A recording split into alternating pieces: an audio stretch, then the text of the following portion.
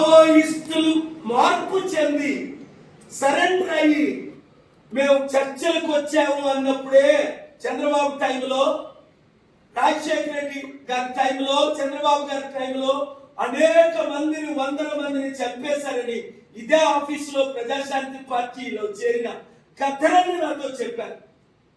Chief secretary Danamayya గారు చెప్పారు,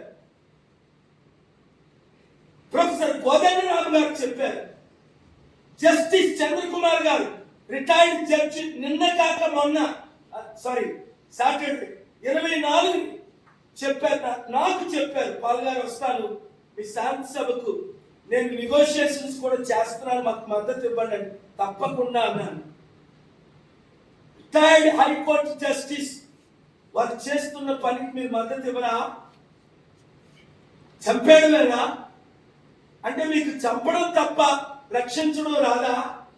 కాపాడడం రాదా? ప్రాణం పోయడం రాదా?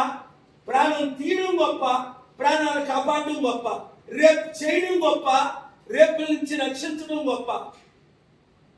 తెనాలిలో ఘోరమైన చిత్రం జరిగింది, చూసి షాక్ అవుతున్నాను. ఆ పోలీసులు ముగ్గురిని డీజీపీ సస్పెండ్ చేశారా లేదా? డీజీపీ తెలుగు వచ్చా? ఆంధ్రప్రదేశ్ డీజీపీకి తెలుగు వచ్చా?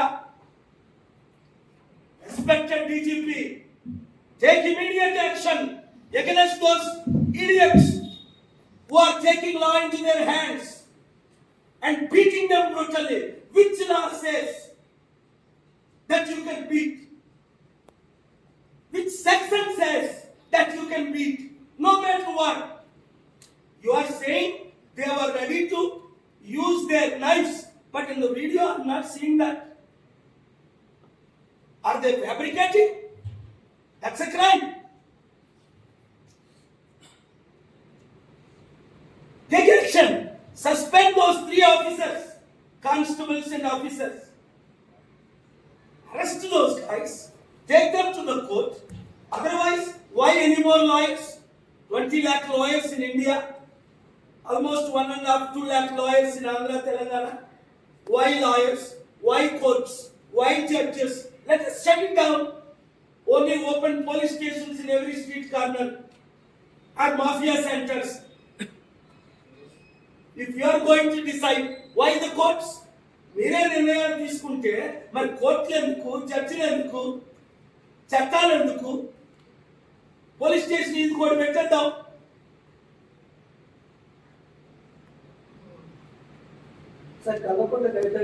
పాలన రావాలి, పాలన మారాలి. ఒక్కొక్కరికి ఎలాంటి పాలన ఉంటుందో మీకు అర్థమైపోయింది కదా. ప్రతి ఒక్కరు 100 మందిని చేర్చండి, 1000 మందిని చేర్చండి, 1,00,000 మందిని చేర్చండి. మీ వాయిస్ ని వినిపించండి, సత్యాన్ని ప్రకటించండి.